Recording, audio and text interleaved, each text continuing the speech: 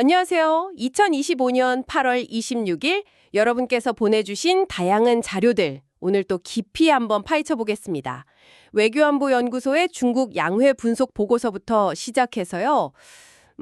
대한민국 정책 브리핑의 2025년 경제정책 방향, 그리고 KDI 또 한국은행의 최신 보고서들, 여러 뉴스 분석이랑 사회 이슈 자료들까지 정말 흥미로운 정보들이 많습니다. 자, 그래서 이번 분석의 목표는요. 이 정보들 속에서 뭐랄까 가장 중요한 흐름, 또 통찰 이런 것들을 뽑아내서 명확하게 좀 연결해 드리는 겁니다.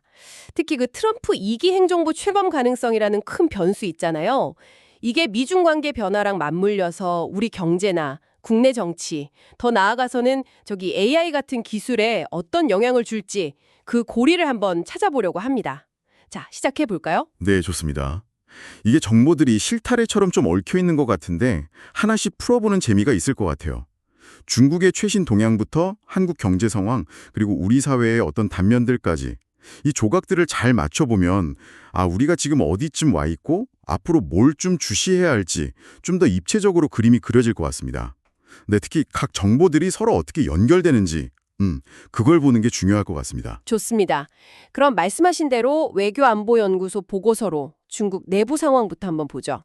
중국이 올해 경제성장률 목표치를 작년하고 비슷하게 한 5% 내외로 제시했는데 근데 막상 소비를 살리기 위한 구체적인 계획은 잘 안 보인다는 지적이 좀 흥미롭더라고요. 이건 어떻게 봐야 할까요? 네, 그렇죠.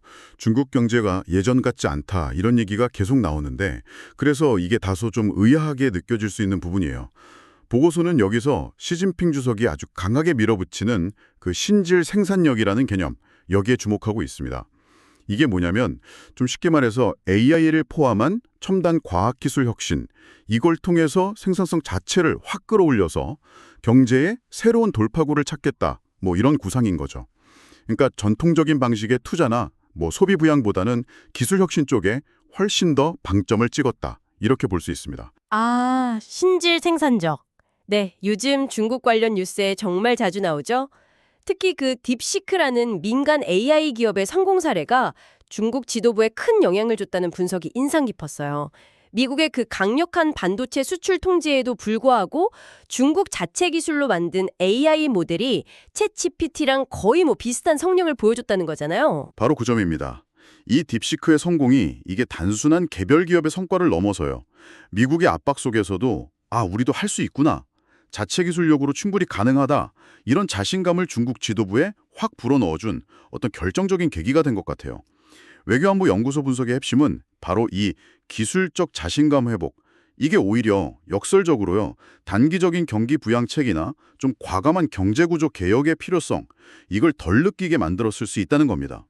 경제 활성화 요구는 높아지는데 기술 자립이라는 명분 아래서 체제 안정이나 질적 성장을 우선시하는 기존 노선을 유지할 동력을 얻었다.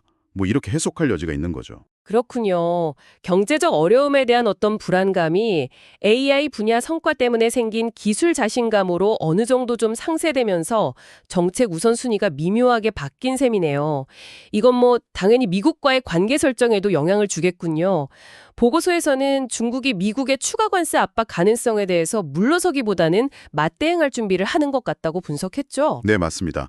특히 트럼프 2기 행정부 출범 가능성이 커지면서 미국 쪽에서도 중국에 대한 더 강경한 통상 압박을 계속 예고하고 있잖아요. KDI 보고서 역시 트럼프 2기가 들어서면 대외 정책의 최우선순위는 당연히 중국과의 패권 경쟁이 될 거다. 그리고 이제 본격적인 계산의 시간이 올 거다. 이렇게 예측하고 있어요. 심지어 글로벌 관세 전쟁 이런 표현까지 등장하더라고요. 결국 미중 관계는 서로에 대한 경제 의존도를 줄이고 각자 자기 길을 가려는 그런 구조적인 분리 현상, 그러니까 디커플링, 이게 더 심화될 가능성이 커 보입니다. 이런 글로벌 환경의 격변은 필연적으로 우리 경제에도 큰 영향을 줄 텐데요. 마침 한국은행 최신 경제 전망 보고서를 보니까 이런 우려가 상당히 깊게 반영된 것 같더라고요. 올해 경제 성장률 전망치를 기존 1.9%에서 1.5%로 이거 대폭 낮췄네요. 0.4%포인트 하향이면 이거 상당히 충격적인 수치인데요. 네, 이건 정말 매우 큰 폭의 조정입니다. 단순한 숫자 조정으로 볼 게 아니고요. 한국은행이 미국의 관세 정책을 포함한 그 통상 환경 악화 가능성을 이전 전망 때보다 훨씬 더 심각하고 또 즉각적인 위협으로 인식하기 시작했다. 이런 강력한 신호로 읽어야 합니다. 특히 미국의 정책 변화 강도나 시기가 예상보다 더 빠르고 강할 수 있다. 이런 전제를 깔고 있는 것 같아요. 이게 수출뿐만 아니라 내수 회복에도 하방 압력으로 작용할 거다. 이런 판단인 거죠. 물론 반도체 경기는 AI 투자 확대로 고성능 제품 중심으로는 괜찮을 수 있겠지만 그마저도 미중 기술 패권 경쟁 같은 변수가 워낙 커서 불확실성이 높다는 겁니다. 1.5% 성장이면 이게 우리 경제의 기초 체력이라고 하는 잠재 성장률에도 못 미치는 수준 아닌가요? 내년 성장률 전망치는 1.8%로 유지했던데 올해 전망을 이렇게 크게 낮춘 거에 비하면 이건 좀 상대적으로 낙관적인 건가요? 어떻게 봐야 할까요? 그렇죠. 한국은행이 추정하는 우리나라 잠재 성장률, 그러니까 특별한 외부 충격 없이 우리 경제가 달성할 수 있는 성장 능력치가 2024년에서 26년 평균으로 보면 약 2.0% 정도 됩니다. 말씀하신 대로 1.5%는 이 잠재 성장률을 밑도는 수치죠. 내년 1.8%는 이제 잠재 성장률 경로에 다시 좀 근접해가는 그런 회복세를 가정한 걸로 보입니다. 하지만 이것도 역시 통상 환경이 예상보다 더 나빠진다거나 아니면 국내 정치 상황이 좀 불안정해진다거나 이런 여러 변수에 따라 얼마든지 달라질 수 있어요. 한국은행 스스로도 무역 갈등이 완화될 경우 또 격화될 경우 이 시나리오를 따로 제시할 만큼 불확실성이 크다는 점을 인정하고 있는 거죠. 물가 전망은 좀 나은 편인가요? 소비자 물가 상승률은 올해랑 내년 모두 1.9%로 비교적 안정적인 흐름을 예상했던데요. 근데 그 변동성 큰 에너지, 식료품 빼고 보는 근원 물가 상승률 전망치는 오히려 조금 낮췄더라고요. 네, 그 내수 부진이 물가 상승 압력을 맞추는 요인이긴 한데 최근 원달러 환율 상승 같은 요인이 이걸 좀 상쇄하면서 전체 소비자 물가 상승률은 기존 전망 수준을 유지할 걸로 본 겁니다. 정부의 물가 안정 노력이나 유류세 인하 조치 연장 같은 것도 고려된 수치고요. 하지만 이것도 역시 국제 유가나 환율이 앞으로 어떻게 움직일지 또 이상기후 같은 변수가 터질지 몰라서 아직 안심하기는 좀 이릅니다. 근원 물가 전망치를 낮췄다는 건 어떻게 보면 그만큼 우리 경제 내부의 수요 압력이 약하다는 증거이기도 하고요. 정부도 당연히 이런 상황을 심각하게 보고 있겠죠. 2025년 경제정책 방향 자료를 보니까 민생경제 회복, 이걸 최우선 과제로 걸고 내수 살리기, 물가 잡기, 취약계층 지원, 여기에 총력을 다하겠다 이런 의지가 보이더라고요. 특히 대외 환경 불확실성에 대응하는 부분에서 미국 신정부 대응, 그리고 미중 경쟁, 보호무역주의 심화, 선제 대비, 이걸 구체적으로 딱 명시한 점이 눈에 띄네요. 그렇습니다. 수출 시장을 좀 다변화하고 또 흔들리는 공급망을 안정시키기 위한 노력도 강화하겠다는 계획이고요. 반도체, 2차 전지, 조선 같은 주력 산업 경쟁력 높이는 동시에 AI나 새로운 서비스 산업 같은 미래 먹거리 키우는 데도 정책 역량을 집중하겠다는 거죠. 최근에 좀 논란이 있는 밸류업 프로그램 관련 세제 지원이나 외국인 투자 유치 노력 이런 것도 계속 이어가겠다는 방침이고요. 하지만 정부의 이런 정책 의지만으로는 좀 넘기 어려운 파도도 있어 보입니다. KDI 보고서에서 지적한 부의 정치적 경기 사이클이라는 표현이 상당히 날카로운데요. 정치적 갈등이나 불안정이 계속되면 경제정책이 제대로 작동하기 어렵고 결국 대외 신뢰도까지 떨어져서 1%대 저성장이 아예 구착될 수 있다. 이런 경고잖아요. 네, 이건 상당히 심각한 경고입니다.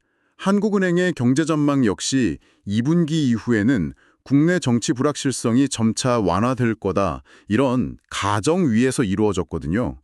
만약에 이 가정이 현실과 달라진다면 경제 전망 경로 역시 수정이 불가피해지겠죠. 최근 있었던 한미 정상회담 결과를 두고도 다양한 해석이 나오는 것도 비슷한 배경입니다. 예를 들어서 스픽스라는 유튜브 채널 분석 자료를 보면 회담 전에 트럼프 대통령의 강경 발언 때문에 긴장감이 높았지만 이재명 대통령이 차분하게 대응하면서 오히려 신뢰를 쌓는 기회가 됐다고 긍정적으로 평가를 하더라고요. 트럼프 대통령이 이 대통령을 위대한 전사, 스마트한 사람 이렇게 언급한 점 등을 근거로 들고 있죠. 하지만 여기서 중요한 건 이건 그 채널의 분석일 뿐이고 다른 시각도 분명히 존재한다는 점입니다. 저희는 어떤 특정 입장을 지지하는 게 아니라 이런 정보나 분석이 있다는 사실 자체를 전달해 드리는 데 집중하고 있다는 점 다시 한번 말씀드립니다. 결국 이런 정치적 이벤트 하나하나가 경제 주체들의 심리에 영향을 주고 이게 또 소비나 투자 같은 실물 경제 활동으로 이어질 수 있다는 점을 주목해야 합니다. 네, 말씀하신 대로 경제 주체들의 심리가 중요해 보이는데 KDI 보고서에서 또 하나 언급한 인내하는 소비자들이라는 표현도 같은 맥락으로 볼 수 있겠네요. 경기 회복이 계속 더뎌지니까 소비자들이 아예 지갑 열기를 포기하고 있다. 뭐 이런 신호로 읽히는데요. 네, 맞아요. 트리플라잇이라는 곳에서 분석한 사회 이슈 키워드를 봐도 장바구니 물가 고공비행, 이게 최상위에 올라와 있습니다. 먹거리 물가가 코로나 이전보다 20% 이상 올랐고 외식 물가 상승률은 훨씬 더 심각해요. OECD 국가들하고 비교해도 우리나라 식료품 물가 수준이 유독 높다, 이런 분석까지 나왔더라고요. 소비자들이 인내하는 게 아니라 어쩌면 버티고 있다, 이 표현이 더 맞을지도 모르겠습니다. 일자리 문제도 상황이 썩 좋지는 않군요. 트리플라잇 자료를 보면 기업들이 신입사원을 뽑을 때조차 약간의 경력이라도 있는 사람, 소위 중고 신입을 선호하는 경향이 강해져서 정말 사회에 첫 발을 내딛는 청년들의 취업 문턱은 더 높아지고 있다, 이런 분석이네요. 여기에 뭐 박사 학위 받고도 일자리 못 구하는 박사 백수 현상이나 아예 구직 활동 자체를 포기하고 쉬는 청년 증가 문제도 계속되고 있고요. 그렇죠. 고용시장의 구조적인 문제가 청년 세대의 어려움을 더 깊게 만들고 있는 양상입니다.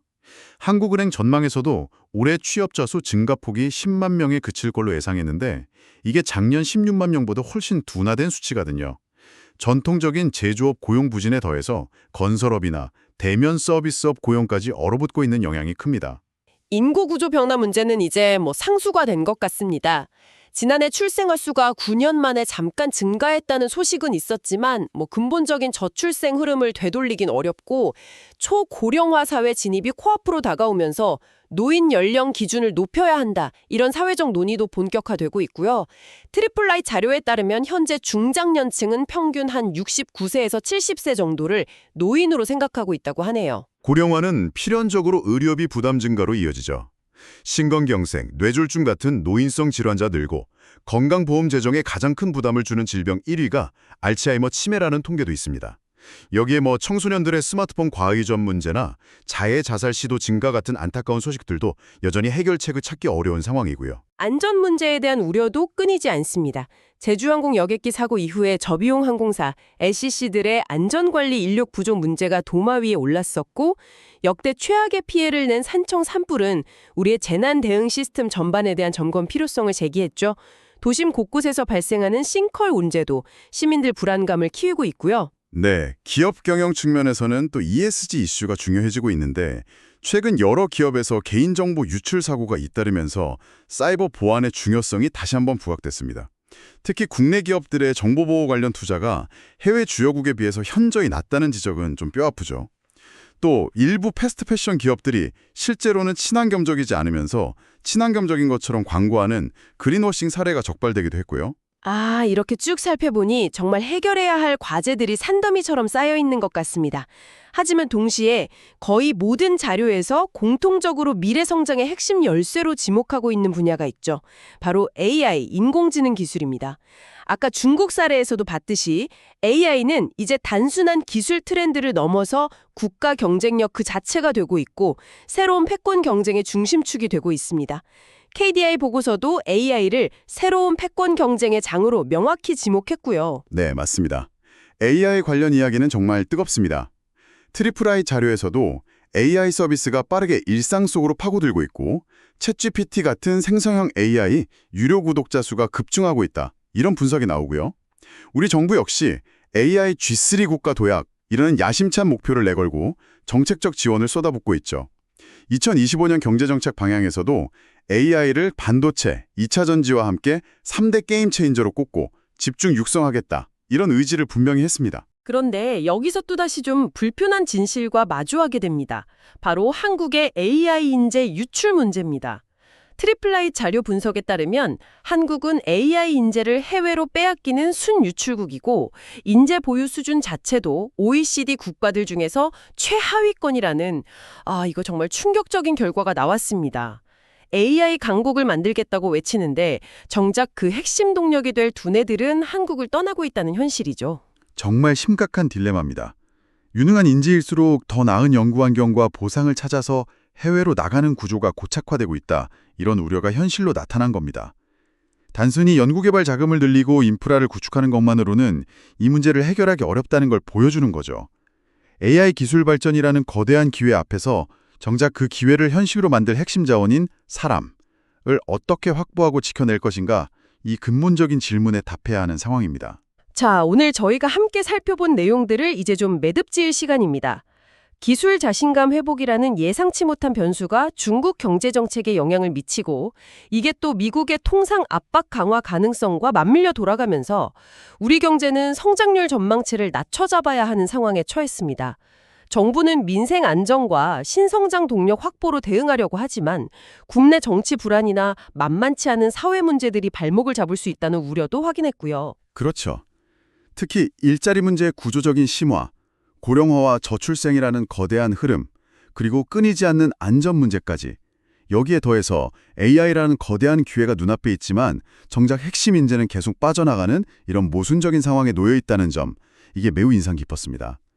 결국 국제 정세, 국내 정책, 사회 변화, 기술 발전, 이 모든 것들이 서로 아주 긴밀하게 영향을 주고받으면서 우리의 미래를 실시간으로 만들어가고 있다는 걸 다시 한번 느낍니다. 그래서 이 모든 것이 우리에게 의미하는 바는 무엇일까요?